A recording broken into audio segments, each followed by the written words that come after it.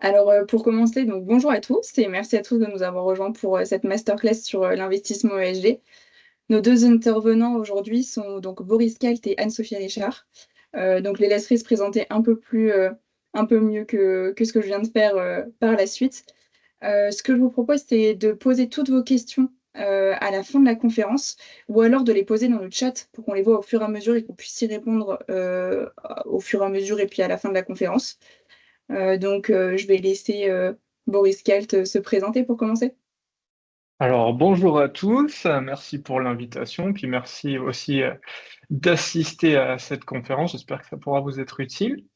Alors, donc, je m'appelle Boris Kalt, j'ai développé le cabinet Aman Benson qui permet de conseiller dans un premier temps les sociétés start-up, scale-up, dans tout ce qui est ESG, développement durable. J'ai fait pas mal de podcasts sur le sujet, j'ai fait des newsletters et j'ai écrit des articles sur le sujet. Et depuis maintenant quelques mois, je développe un projet dont je parlerai après qui s'appelle The Balance. Voilà. Donc je vais vous parler un petit peu de la notation ESG et comment, on va dire, dans les grandes lignes, pour que vous ayez une vision, on va dire, globale et de l'utilité de la chose. Il faut voir que c'est vraiment ce qu'on appelle de l'extra-financier. Maintenant, on était habitué à noter les sociétés sur le financier et ça, il faut savoir que ça fait quand même pas mal de temps, ça fait depuis le 15e siècle environ qu'on s'appuie sur des critères financiers pour noter, enfin, pas pour noter, mais pour évaluer les entreprises, alors que la notion d'ESG à proprement partie, c'est 2004 avec l'ONU et un rapport qui s'appelle Who Cares Wins, qui avait été demandé par le secrétaire général de l'époque, Kofi Annan. Et donc, c'est à ce moment-là qu'est apparue vraiment la notion d'ESG. Comment il faut comprendre l'ESG? Alors, l'ESG, comme son nom l'indique, ça je pense que vous le savez plus ou moins, c'est environnement, social, gouvernance. Il faut que vous le preniez maintenant comme des data, parce que en fait, ce sont les nouvelles data comme vous aviez pour la finance avec le chiffre d'affaires, l'EBITDA, ROI et compagnie. Je pense que vous connaissez bien tout ça. Eh bien, là, vous devez prendre, que ça soit la notion de carbone pour l'environnement, les déchets, que ça soit l'eau et toutes ces choses-là, comme vraiment des données. Et c'est ça qui est très important, surtout dans un contexte actuel de révolution industrielle, c'est l'utilisation des données qu'on va pouvoir faire. Donc ça, c'est une chose que je voudrais que vous ayez bien en tête. Ensuite, bien entendu, il y a déjà des acteurs qui sont présents, même si c'est très très récent l'ESG. Vous avez les agences de notation qu'on connaît notamment dans la finance, hein, que ce soit Moody's, que ce soit Standard Poor's, voilà, ils sont déjà là. Et puis il y en a d'autres qui sont plus, on va dire, calés dans le sujet puisqu'ils étaient vraiment spécialisés, comme Sustainalytics ou Ecovadis par exemple qui, eux, vont donc noter toutes ces sociétés et vont donner des rapports aux institutionnels qui vont permettre donc eh bien, de savoir quelle peut être la valeur d'impact, la valeur ESG de ces entreprises. Margot, je crois qu'on est sur le troisième slide, si tu veux, je vais aller un peu vite. Celui après encore. Ouais. Voilà. Et, euh, et donc, voilà, ça c'est pour vraiment ce que vous devez voir pour les notations ESG. Bien entendu, il y a la finance qui s'est emparée aussi de l'ESG avec des indices ESG, pareil, avec des acteurs traditionnels. Vous avez Mmh. aussi les banques ou les fonds de gestion et compagnie qui eux-mêmes peuvent avoir fait de la notation ESG, mais c'est plus à la marge. Alors, ce qu'il faut voir aussi, c'est qu'il y a bien sûr le pendant de ceux qui notent, mais il y a ceux qui aident les sociétés à avoir les meilleures notes ESG possibles. Et dans ce cas-là, vous avez eh bien, les Big Four, hein, que vous connaissez tous, je pense, Deloitte, KPMG et compagnie, voilà, qui vont permettre d'optimiser les notes ESG. Et donc, en les aidant sur toute la data dont on a parlé avant, donc toutes les notes E, S et G. Voilà. Alors, comment ça marche pour obtenir ces notes? Donc, il y a toute une partie collecte. Alors, la partie collecte, ça vient des rapports extra-financiers. Alors, les rapports extra-financiers, c'est en Europe assez récent dans l'obligation de les donner, puisque c'est depuis 2024. pour les très très grosses entreprises, donc les entreprises cotées, et petit à petit, l'Union européenne va essayer en fait de le développer pour même les plus petites entreprises. C'est ça qui est intéressant. Donc c'est vraiment une notion qu'on va essayer de diffuser le plus possible dans la société. Et donc c'est ce qu'on appelle la CSRD. Bon, après, vous avez tout un tas de critères qui s'appellent ESRS qui ont été développés par l'IFRAG, c'est la Commission européenne qui a demandé de le faire.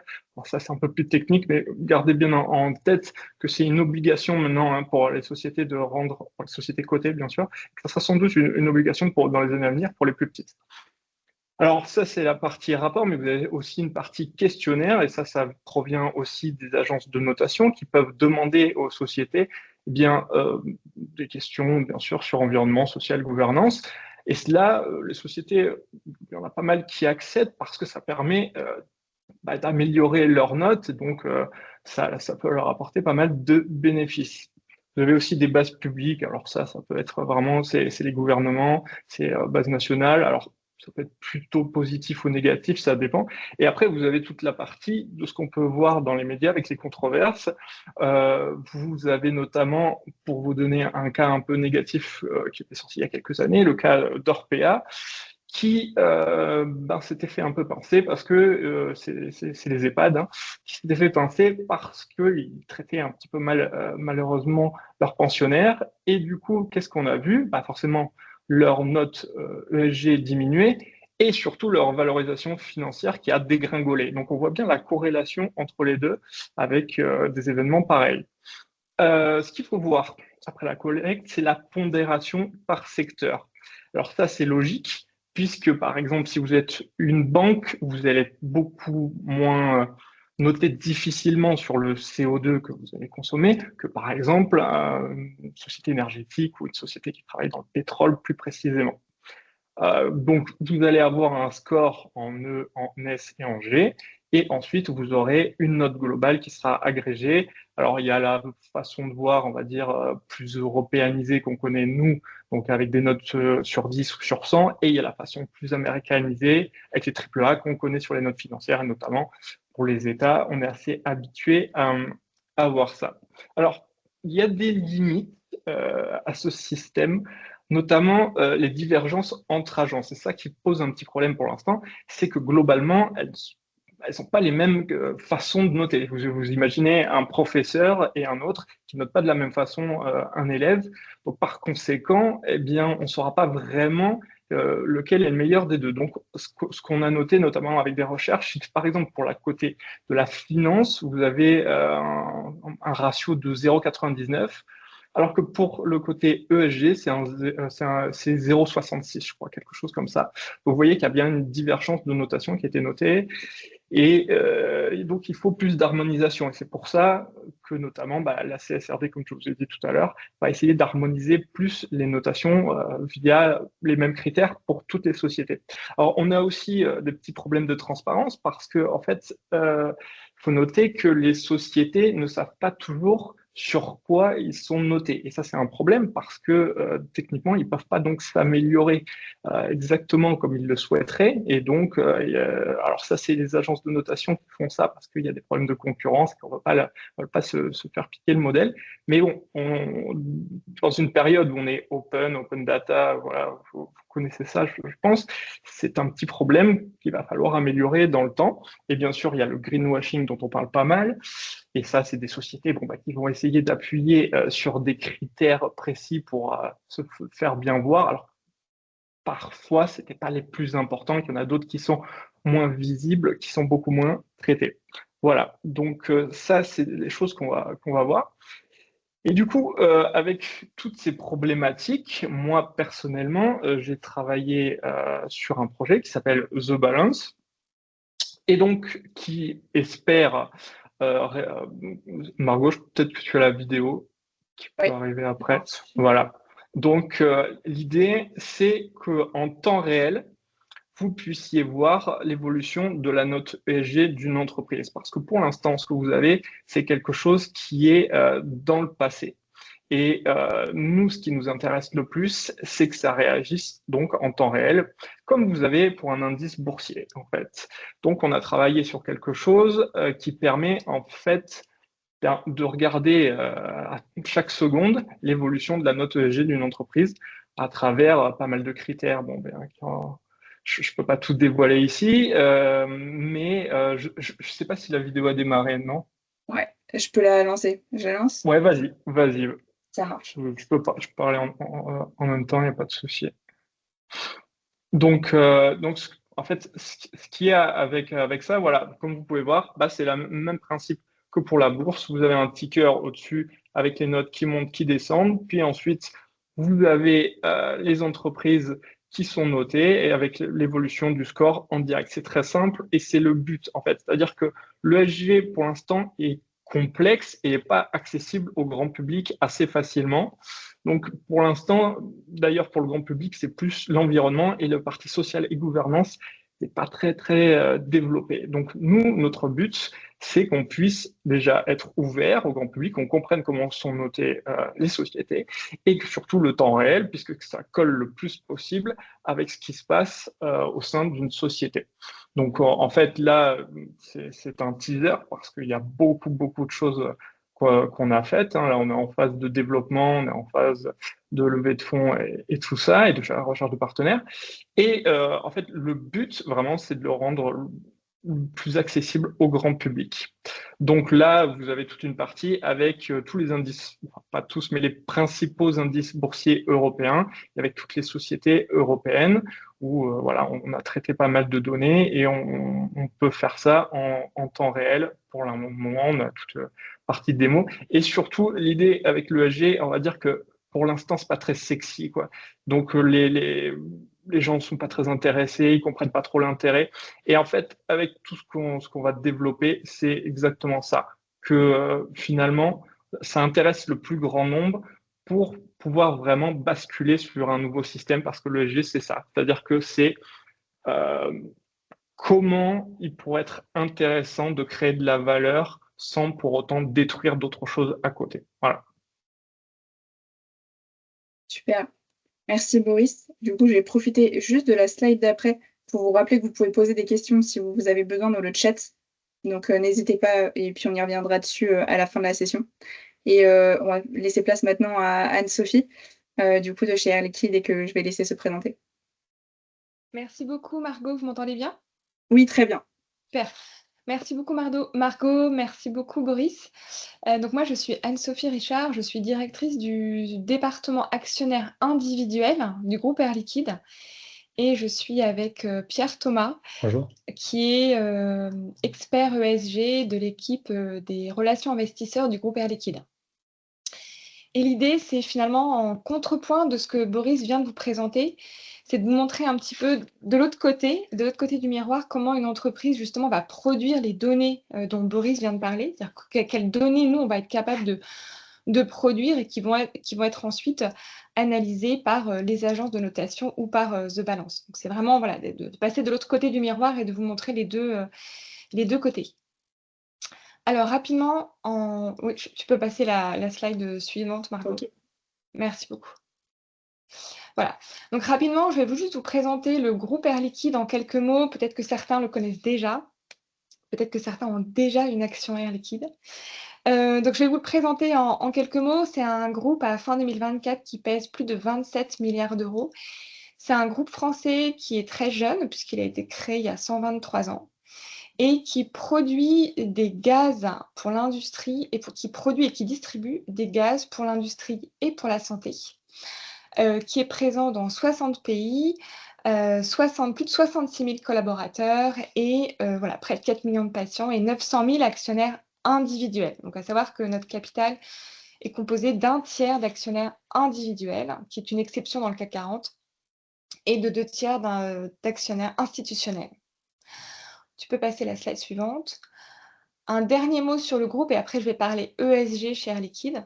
C'est un groupe qui a un vrai modèle, un business model résilient, c'est-à-dire à la fois robuste et dans la durée, puisqu'on produit des gaz pour l'industrie et pour la santé dans tous les pays du monde et pour une grande variété de clients. Ce qui, du coup, nous permet d'amortir et nous permet d'amortir tous les cycles macroéconomiques et d'amortir d'éventuelles d'éventuels cycles plus bas, on est capable de servir des secteurs économiques très larges, très variés, des types de clients très larges, très variés, d'où voilà, la résilience de notre modèle. Donc, on va commencer par servir ce qu'on appelle des grands clients ou de la grande industrie, c'est-à-dire des chimistes, par exemple, et on va produire des gaz pour les aider eux-mêmes à produire leurs propres produits. C'est souvent des gaz qui sont acheminés via pipeline vers nos clients. Ensuite, de ces mêmes unités de production, on va pouvoir servir aussi des clients plus petits et là, très, très larges et très variés dans l'ensemble des pays du monde, que ce soit l'industrie agroalimentaire, le soudage, l'industrie agricole, la fabrication du verre, voilà, une multitude de petits clients. On va servir également la santé, donc, qui a été rendue visible avec l'activité du Covid, hein, puisqu'on produit également de l'oxygène médical, notamment pour les hôpitaux et pour les cliniques.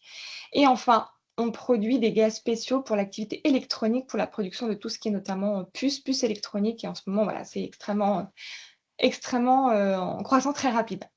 Donc voilà un petit peu pour le groupe global et ses activités un peu globales. Maintenant, et tu peux passer à la slide suivante, Margot, à partir de là, comment est-ce qu'on prend en compte l'ESG?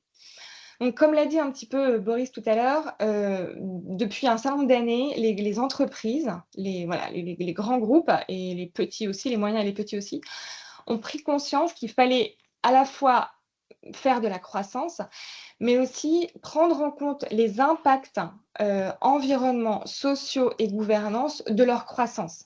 C'est-à-dire faire en sorte qu'il n'y ait pas d'impact négatif dans la croissance de l'activité. Et donc, ces impacts ESG sont clairement, alors voilà, Boris l'a dit, plus ou moins intégrés en fonction des entreprises. Mais nous, côté Air Liquide, on l'a pris voilà, de manière vraiment très sérieuse. Et notre approche via notre programme stratégique Advance, c'est de s'assurer qu'on continue à croître dans le monde entier tout en veillant à ne pas impacter voilà, soit l'environnement, soit les sociétés. Tu peux passer. Donc, voilà, donc c'est ce qu'on appelle, c'est ce que Boris a dit tout à l'heure, voilà, c'est ce qu'on appelle la performance extra-financière. La performance financière, elle existe depuis très, très longtemps, mais on s'attache, nous aussi, à faire attention à notre performance extra-financière, qui est en réalité l'impact ESG de notre activité. Si tu passes à la slide suivante, on a décliné donc notre programme Advance en 4 piliers. La performance financière solide, qui correspond donc au pilier de performance financière, et 3 autres piliers qui correspondent à cette performance extra-financière. Et c'est là où les agences vont effectivement récupérer ces fameuses données pour noter le profil ESG des entreprises, à savoir la décarbonation, l'innovation et je dirais que le dernier pilier, agir pour tous, c'est un peu le pilier social et gouvernance. Moi, je vais m'attacher à vous donner quelques illustrations, mais assez rapides, sur 2 piliers. C'est le deuxième, la décarbonation, et le dernier qui est agir pour tous. Donc, si on démarre par le premier pilier, ouais, tu peux passer, Margot. Si on démarre par le premier pilier qui est la décarbonation, Air Liquide s'est donné un objectif clair depuis 2020, c'est d'atteindre la neutralité carbone d'ici 2050. C'est-à-dire en 2050 d'être capable d'assurer une croissance sans impacter en termes d'émissions de CO2. Avec un palier à mi-parcours à 2035 et une réduction d'1 tiers de ces émissions de CO2. Donc ça, c'est vraiment sur la partie environnement et impact environnement de notre activité. Et si tu passes à la slide suivante, en 2024, on est en ligne avec notre objectif E, donc l'objectif environnement, puisque nos émissions de CO2 de scope 1 et 2 ont baissé de 11% par rapport à 2020, et donc on maintient notre objectif d'être à 1 tiers de baisse des émissions d'ici 2035. Scope 1 et 2, ce sont les émissions de CO2, soit directes, soit indirectes, d'Air Liquide. Si tu passes à la slide suivante, vous allez me dire, mais OK, mais comment est-ce que vous faites ça? Comment est-ce que vous arrivez à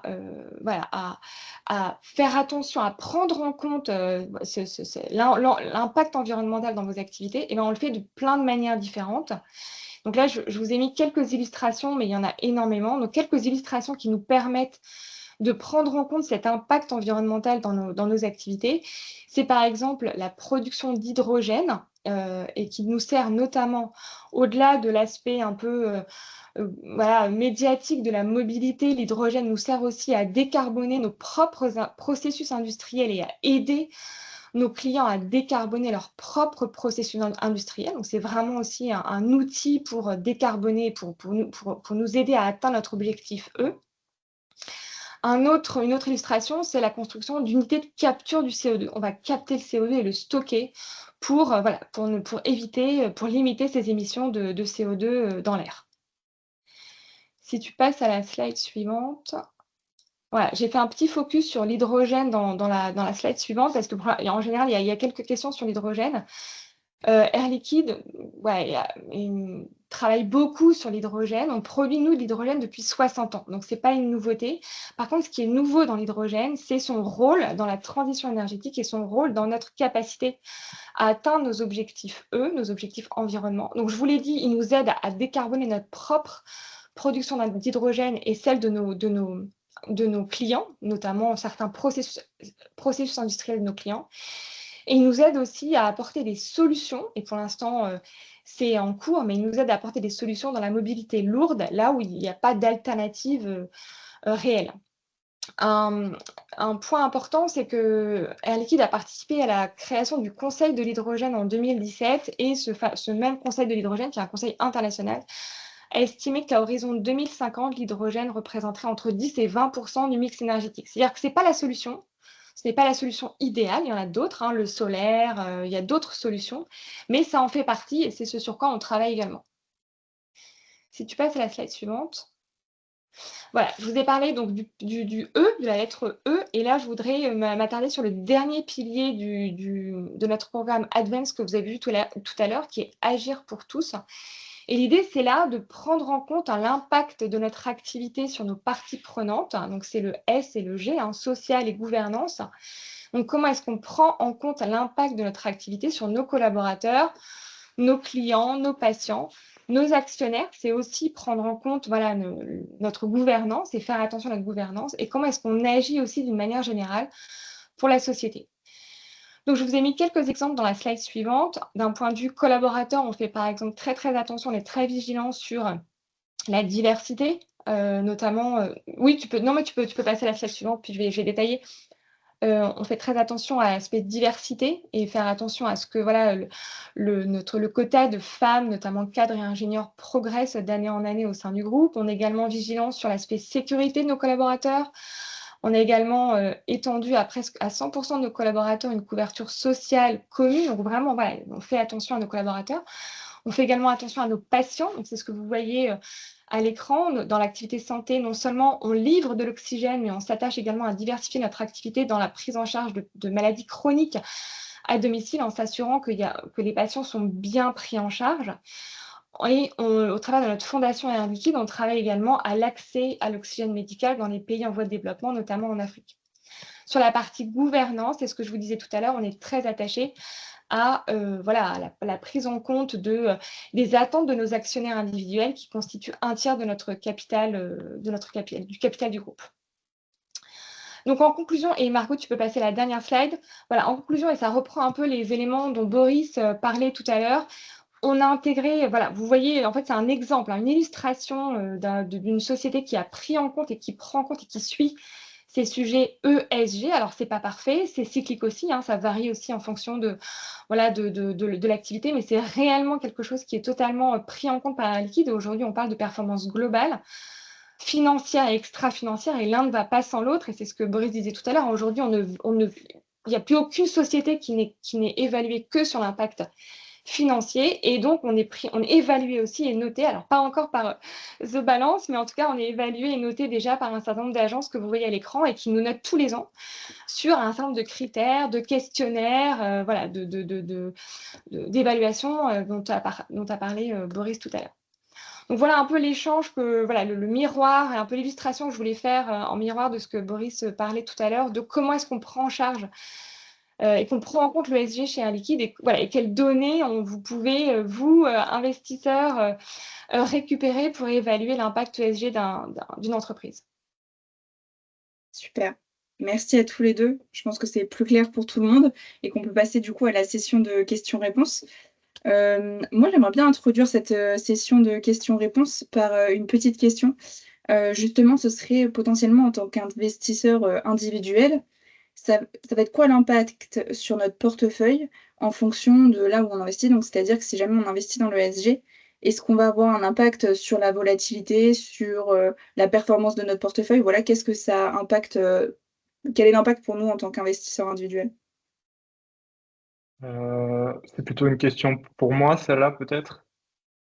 Et je compléterai, enfin, je pourrais compléter, Boris, si tu veux, mais je te laisse Oh, mais finir. vas-y, commence, Alors, Anne-Sophie, pas de non, problème.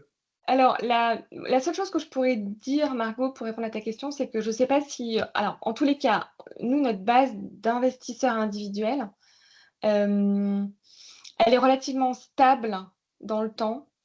Et pour autant, on est régulièrement challengé par nos actionnaires, que ça soit lors de l'assemblée générale ou voilà, lors de rencontres régulières.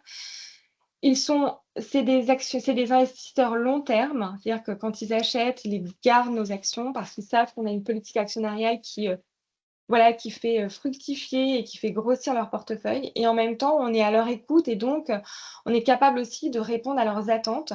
Et je fais un point sur l'hydrogène parce que je sais que régulièrement, dans les réunions d'actionnaires en province, on est régulièrement questionné sur ce sujet d'hydrogène. C'est-à-dire que nos actionnaires individuels sont long terme, pérennes. Ils sont aussi en position de challenge vis-à-vis de nous. Et donc, voilà, ça nous oblige aussi à toujours faire attention à notre capacité à croître, mais à croître de manière durable. Donc, je ne sais pas si ça répond à ta question. Donc, je ne dirais pas que nos investisseurs sont volatiles. Ils sont plutôt stables, mais parce qu'on cherche aussi, voilà, à toujours Bien sûr. Mmh. prendre en compte, voilà, leurs attentes et voilà, et leurs attentes ESG. OK. Est-ce que tu Boris? veux compléter quelque chose ou pas, Boris? Bah, non, c'était très intéressant. En fait, ça me donnait presque d'autres questions sur l'hydrogène, parce que je suis assez passionné par l'hydrogène. Mais je me demandais un petit peu ce que les gens, en fait, vous demandent dans les assemblées sur l'hydrogène, parce que j'ai pas enfin, la plupart du temps, quand je parle avec le grand public, on va dire, les gens sont pas très au courant de l'utilité de l'hydrogène. Alors, est-ce que c'est essentiellement des questions de production, des questions de B2B, ou de se demander si un jour les consommateurs vont l'utiliser directement? Ouais, c'est une bonne question. C'est effectivement une question qui est régulièrement qui est régulièrement posée dans nos réunions d'actionnaires ou même à l'Assemblée générale, d'ailleurs en mai dernier encore. Je crois que ce qu'il faut bien comprendre, c'est que l'hydrogène est un moyen pour la transition énergétique, mais ne fera pas tout. Je l'ai montré tout à l'heure, c'est 10-20% du mix énergétique et il y a plein d'autres moyens d'atteindre nos objectifs globalement en France et dans le monde de transition énergétique. Donc, ce n'est qu'un moyen et ce n'est pas la seule solution. Et probablement qu'il y a eu un focal médiatique il y a quelques années sur l'hydrogène et que depuis, voilà, ça en fait un peu la solution magique. Donc, c'est un moyen et ce n'est pas le tout. C'est vrai aujourd'hui, si on regarde ce qu'on appelle, nous, la mobilité légère, hein, c'est-à-dire les véhicules, oui, il y a un vrai alignement des planètes qui s'est opéré sur l'électrique. Maintenant, ça ne veut pas dire que demain, tout sera électrique. Nous, notre conviction, c'est qu'il faut rester vigilant et rester diversifié dans notre mix énergétique. Alors, du solaire, on n'en fait pas, mais il y a du solaire.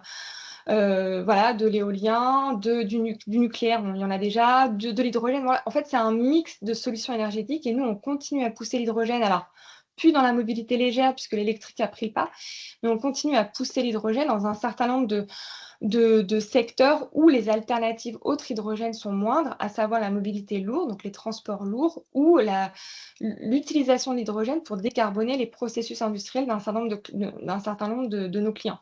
Donc, c'est clairement pas, voilà, effectivement, c'est pas la voiture à hydrogène de demain, mais voilà, on participe aussi, nous, en travaillant à faire déboucher l'hydrogène sur d'autres choses que la mobilité légère. On travaille aussi finalement à voilà, cette transition énergétique.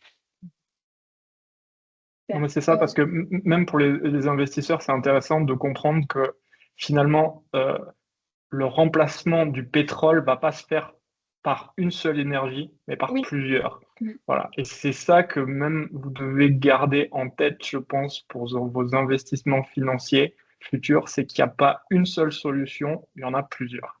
oui, tout à fait. Effectivement, ça, je pense que c'est une bonne remarque, la diversification, c'est la clé d'une certaine manière. Exactement. Je vois que dans le chat, il y a une petite question, donc plutôt pour toi, Boris.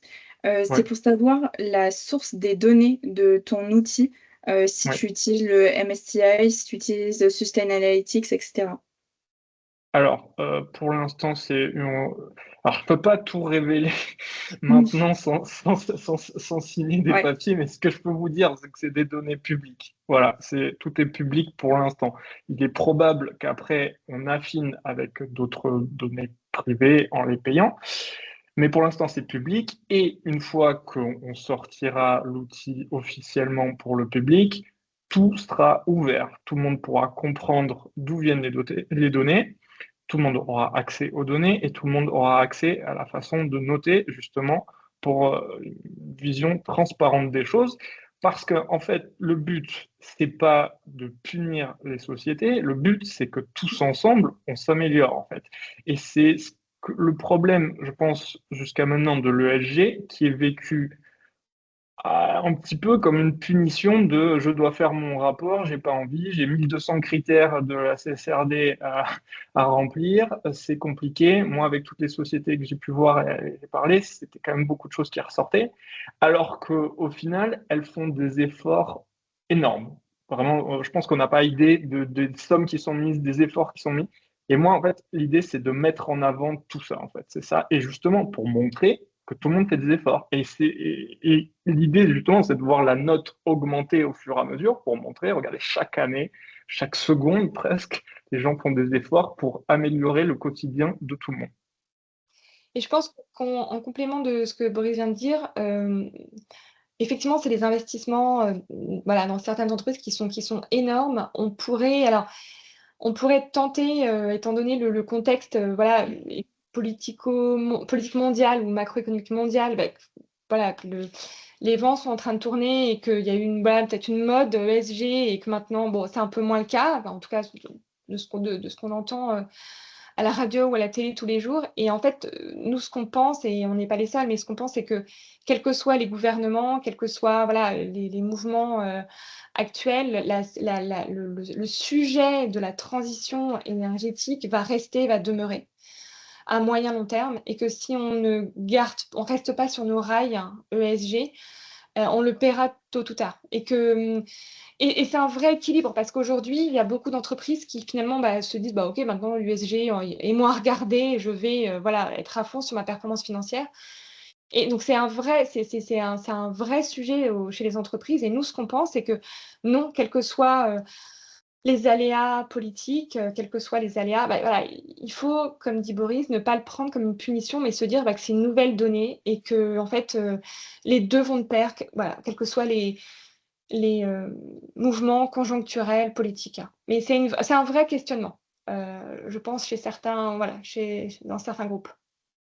Ben oui, euh, aller dans ton sens, Anne-Sophie, en fait, c'est ça, c'est un investissement. De toute façon, c'est toujours sur le long terme. Donc, si on croit l'ESG, c'est pas parce que vous avez un peu de vent, un petit quelque chose qui arrive, qu'il faut bouger. En fait, on le voit même sur les portefeuilles financiers. Moi, je voyais vraiment des investisseurs qui, globalement, n'avaient pas touché leur portefeuille depuis quasiment 50 ans, et ce sont ceux qui ont gagné le plus d'argent dans la finance. Et bah, pour l'ESG, à mon avis, ça sera exactement la même chose.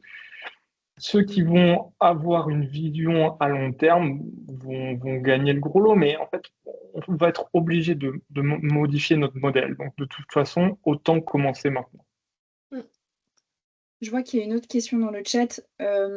Sans rentrer dans un quelconque débat ou quoi que ce soit politique, mais simplement pour peut-être analyser la situation, ça peut être intéressant. Quelqu'un qui demande comment analysez-vous la situation actuelle des États-Unis vis-à-vis de l'ESG, notamment avec le recul impulsé par Trump et ses répercussions sur les grandes institutions financières.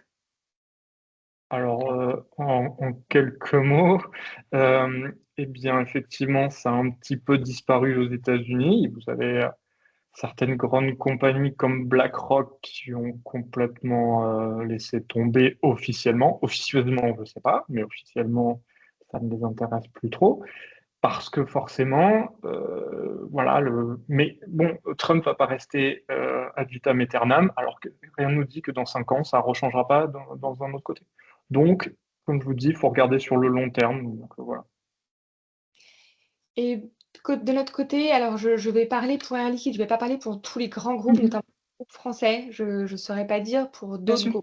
groupes français. En tout cas, de notre côté, on a un modèle d'affaires qu'on appelle le local to local, hein. C'est-à-dire qu'en fait, on produit sur place pour livrer nos clients sur place. Et donc bien avant l'arrivée de Trump au pouvoir, on avait déjà des entreprises sur place et on produisait déjà pour nos clients sur place. Donc finalement, que ça soit impact ESG ou tarifs douaniers, on est relativement peu touché parce qu'on a des entreprises et des D'accord. usines, Mmh. des unités de production aux États-Unis qui servent nos clients américains comme dans d'autres pays.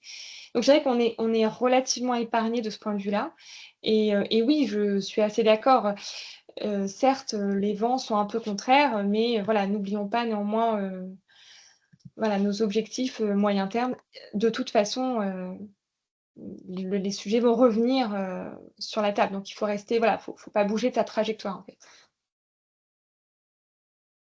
Ça marche. Moi, j'avais eu une autre question, mais c'était, par mail que j'en avais reçu une. C'était comment mettre en lumière l'importance de l'investissement ESG? Donc je ne sais pas si, vous avez des idées, peut-être des choses que vous faites, donc soit, avec, l'entreprise du coup Air Liquide ou soit, dans la manière de travailler probablement de Boris. Comment est-ce que vous mettez en lumière, c'est justement c'est l'importance de ces critères, dans le et encore plus dans le monde actuel, je dirais? Anne-Sophie, tu veux commencer peut-être? Alors moi, ce que je dirais, c'est que, et là, c'est peut-être aussi pour, les étudiants qui nous écoutent, sans grande connaissance de l'investissement en général, mais je dirais que je pense que ce qu'il faut regarder, c'est la globalité du modèle d'affaires d'une entreprise, hein. Et du coup, voilà, c'est vraiment l'histoire que raconte une entreprise, à la fois sa performance financière et ce que vous pouvez, supposer de sa croissance ou voilà, ses projections de croissance. C'est son discours vis-à-vis des investisseurs, c'est son discours vis-à-vis des actionnaires individuels, c'est son discours vis-à-vis des autres parties prenantes, collaborateurs internes, clients, c'est ses projets, voilà, ses projets d'activité, y compris la prise en compte de l'ESG dans ses projets. Bref, c'est un peu je dirais que c'est l'histoire globale que raconte une entreprise. Je pense que c'est ça qui est important voilà, d'avoir en tête quand vous analysez une société dans laquelle vous souhaitez investir, c'est prendre en compte l'ensemble des critères, à la fois financiers et extra-financiers. Et c'est cette globalité qui va vous donner une idée de voilà, de l'opportunité ou pas d'investir dans cette société. C'est-à-dire que je ne pense pas qu'il faille regarder uniquement la partie financière ou ESG, mais vraiment la globalité. Et ce qui est difficile dans l'exercice, c'est qu'en fait, elle va vraiment être propre à chaque entreprise. Et je ne pense pas que vous ayez une vision par secteur d'activité, mais ça sera propre à chaque entreprise dans laquelle vous allez souhaiter investir. Je vois 2 autres questions qui sont arrivées, donc dans le chat. La première, c'est: «Le risque de greenwashing est-il encore important dans l'investissement ESG et quels sont les mécanismes financiers ou réglementaires qui pourraient permettre de le réduire?» Bah, en fait, ça vient avec la réglementation. Si, il y a une réglementation plus précise et on va dire normalisée, comme vous pouvez avoir en comptabilité, dans le monde, c'est-à-dire qu'il y a moins de risques, que chacun, heu, fasse un petit peu à sa sauce.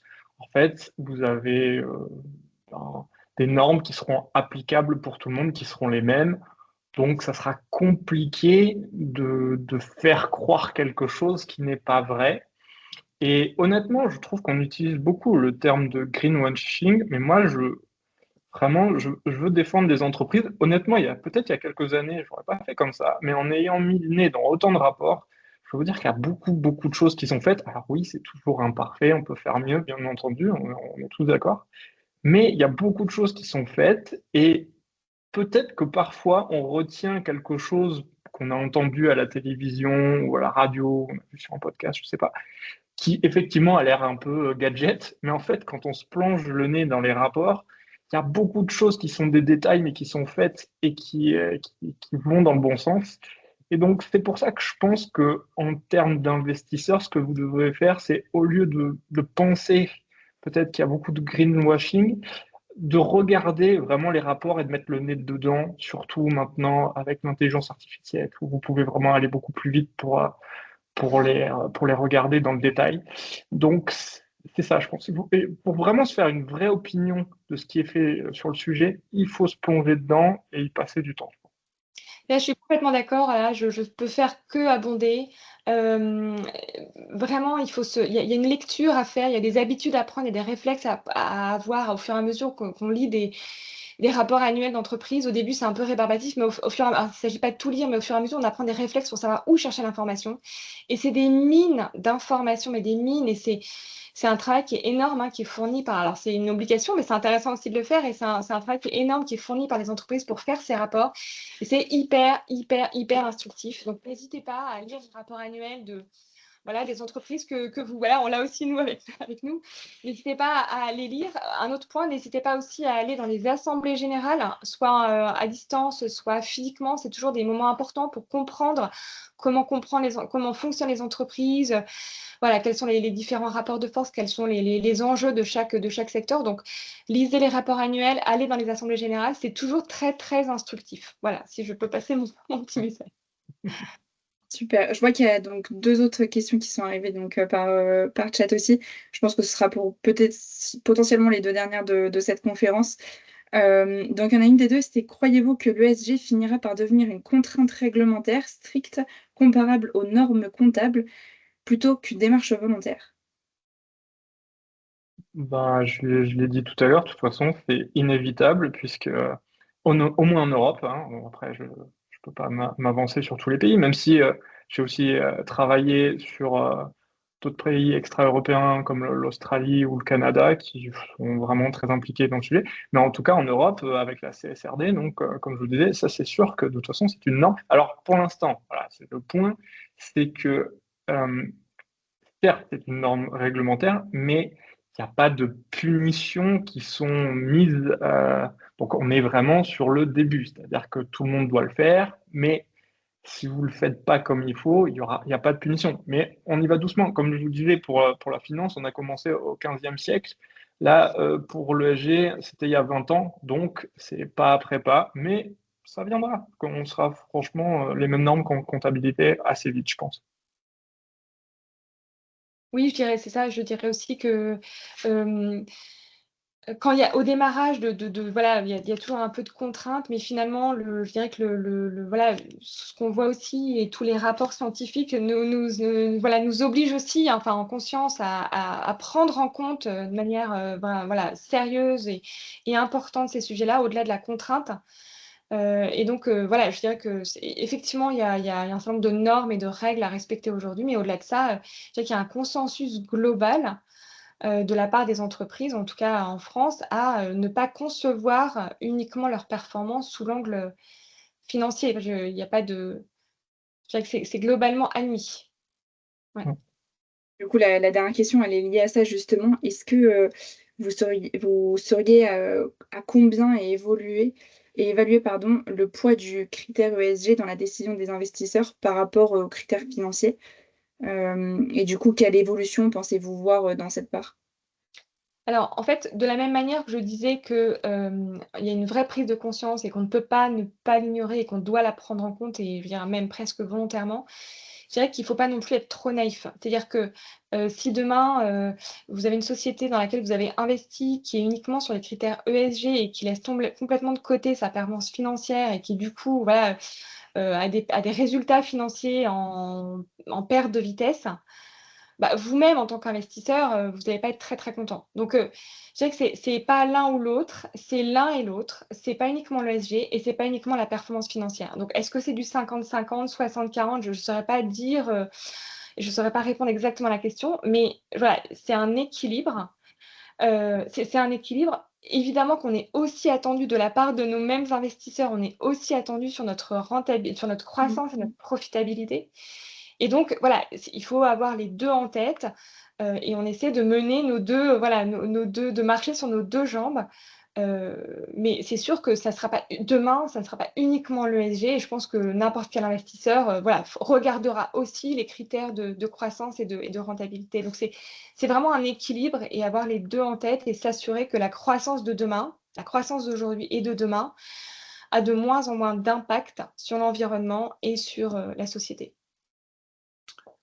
Super. Moi, je sais pas. Ouais, pour Ah, apporter quelques ouais. éléments côté institutionnel, hein, donc les investisseurs professionnels. Il y a eu, je pense notamment, il y a une étude de Goldman Sachs de fin de la semaine dernière qui a étudié la performance des sociétés bien notées d'un point de vue ESG par rapport à des sociétés moins bien notées et qui considère qu'il y a une surperformance de ces sociétés bien notées dans l'environnement qu'ils ont étudié pendant une certaine période de temps. Toujours un peu difficile hein, de vraiment de faire une corrélation et de s'assurer que ça. Mais en fait, je constate cet élément-là et donc ils considèrent qu'il y a un faisceau d'indices qui font pencher à une surperformance qui après peut s'expliquer de différentes manières. L'intérêt effectivement des sociétés, des investisseurs, donc qui mécaniquement vont faire augmenter la valorisation, mais aussi probablement la réalité, la vraie performance de la société soutenue par des éléments extra-financiers, et ça peut être important. Donc ça, c'est un petit peu, voilà, bon, c'est une étude où je pense à celle-ci, c'est quelque chose, ça veut dire que les institutions financières suivent un peu ces éléments, essayent de voir effectivement dans quelle mesure c'est quelque chose de positif. Et après, je voulais ajouter aussi surtout des éléments par rapport sur cette question-là, sur qu'est-ce qu'ils prennent en compte, comment ils le prennent en compte dans les investisseurs institutionnels. Il faut savoir qu'il y a des sociétés, des investisseurs institutionnels, on va dire, spécialisés dans l'ESG. Hein, il va y avoir des Mirova, Candriam, voilà. Et après, toutes les sociétés d'investissement vont avoir des fonds ESG, et en plus un peu plus réglementés récemment. Ils ne peuvent pas utiliser les noms de trop mauvaise façon, on va dire. C'est un peu contrôlé, au moins, encore une fois, au moins en Europe.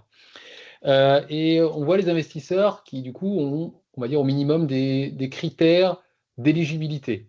C'est-à-dire que pour être dans un fonds ESG, il va falloir quand même remplir un minimum tous ces critères-là. Donc, si vous ne remplissez pas ces critères-là, ou si vous ne rendez pas un certain nombre d'éléments publics, ça peut varier d'un fonds à un autre, d'une société à un autre, vous n'êtes pas éligible, donc la société d'investissement ne va pas investir dans votre société. Donc, évidemment, vaut mieux au moins avoir cette possibilité-là, hein, parce que ça augmente votre univers d'investissement, d'investisseurs potentiels, et donc ça peut soutenir la valorisation de la société. Donc ça peut, voilà, les critères d'éligibilité. Il va y avoir après, comment ils vont regarder ces éléments-là, à quoi sert l'ESG. Donc ils vont regarder effectivement la durabilité de la société. Est-ce que finalement l'humain est important? Donc ça va jouer dans la performance de la société.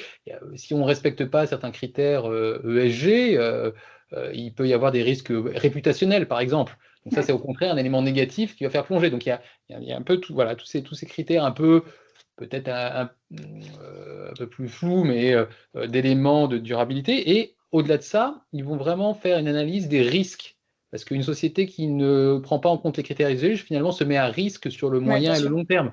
Risque climatique, risque, quel est le business d'une société dans 20 ou 30 ans avec le changement climatique ou avec ces marchés vont disparaître, ou une société qui ne s'est pas adaptée, qui ne s'est pas décarbonée, ses produits sont peut-être indépendants de l'aspect climatique, mais s'il produit avec une haute empreinte carbone, ces produits n'ont pas d'avenir.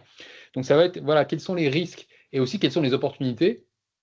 Typiquement, on est sur les sujets d'air liquide, Anne-Sophie en a parlé, une société qui peut avoir une offre pour la transition énergétique ou pour remplir des besoins ESG, va pouvoir développer ces éléments-là. Donc les investisseurs vont regarder voilà, tous ces éléments-là. Est-ce que la société est éligible et est-ce qu'elle remplit les critères, mais est-ce qu'on soumet un risque? Est-ce qu'il y a un bonus ou un malus à investir dans cette société-là? Et donc tout en prenant en compte effectivement les critères aussi financiers, la performance financière. Et donc c'est un peu difficile par contre de donner un chiffre, parce que après c'est chaque société, chaque fonds va réagir d'une façon différente et va en fonction aussi des opportunités, et puis effectivement en fonction aussi des prix, des évolutions de capitalisation attendues de la société, du marché. Beaucoup d'éléments vont jouer, donc un peu compliqué de donner un chiffre, mais n'empêche que les investisseurs prennent en compte les critères ESG, y compris même d'ailleurs quelques Américains. Ils ont continué à avoir d'engagement un petit peu avec les Américains, peut-être de façon un petit peu différente. Beaucoup les Européens, beaucoup notamment les Français ou les pays nordiques, prennent en compte ces éléments-là. Donc il y a vraiment une prise en compte de tous ces éléments-là par de nombreux fonds, voire de l'ensemble de la communauté financière. marche. Merci beaucoup pour cette réponse et ces détails. Effectivement, c'est hyper intéressant de voir toutes ces potentiellement certaines études. Ça aussi, c'est intéressant je trouve que effectivement, au-delà de regarder les rapports des entreprises, ça peut être très intéressant de lire des études, comme notamment celle que vous citiez tout à l'heure. Je vois pas d'autres questions et je pense que là, on arrive à la fin de la conférence. Donc, un grand merci à toutes et à tous. Ah, ouais. J'avais une question, excusez-moi. C'était dans le cadre de Nextwise, comment on peut inclure des critères ESG dans un portefeuille? Alors, peut-être je peux moi répondre en tant que présidente donc, de Nextwise dans le cadre du challenge. Donc, les critères de sélection, on vous laisse libre, on vous laisse suivre ce que l'AMF préconise, mais on vous laisse libre de sélectionner le type de portefeuille qui vous va le plus. Sachez que vous allez avoir très bientôt un outil qui va vous permettre justement d'analyser les valeurs ESG de votre portefeuille. Donc, ça va vous permettre de mieux comprendre ces notions-là et quel poids ils ont dans votre portefeuille. Mais du reste, vous avez accès sur chacune des fiches valeurs sur la plateforme à l'onglet ESG d'Euronext qui vous permet de déjà vous-même vous faire une première opinion. Et donc, cet outil viendra compléter cette aide à l'apprentissage à ce niveau-là. Voilà pour la réponse. J'espère qu'elle vous convient. D'accord, merci. Je vous en prie. Peut-être juste, je me permets de rajouter ça, mais ce qu'ils expliquaient, c'était qu'on ne pouvait pas forcément analyser les différents rapports des entreprises par secteur, qu'il fallait un peu les faire cas par cas. Donc en fait, ce qu'il faut, c'est génial qu'il y ait un outil qui soit créé pour ça, parce que ça demande un petit peu de temps et je comprends qu'on n'ait pas toujours le temps de le faire, mais de regarder effectivement une par une ces entreprises. Et quand on fait sa sélection d'entreprises qu'on va mettre dans son portefeuille, c'est là-dedans c'est ça qu'il faut évaluer en fait. C'est-à-dire qu'il faut potentiellement donner un poids plus important et se forcer à le donner, entre guillemets, à des entreprises qui vont avoir des critères ESG qui nous conviennent et des critères qui semblent pertinents. Et aussi, potentiellement, on peut faire le choix de dire on compose notre portefeuille uniquement avec des actions d'entreprises qui vont respecter des critères ESG. Voilà. Je profite de cette conférence du coup pour donc à nouveau remercier tout le monde. C'était super et je suis ravie d'avoir pu faire cette conférence avec vous tous. Merci à tous d'être venus du coup et d'avoir participé et posé vos questions.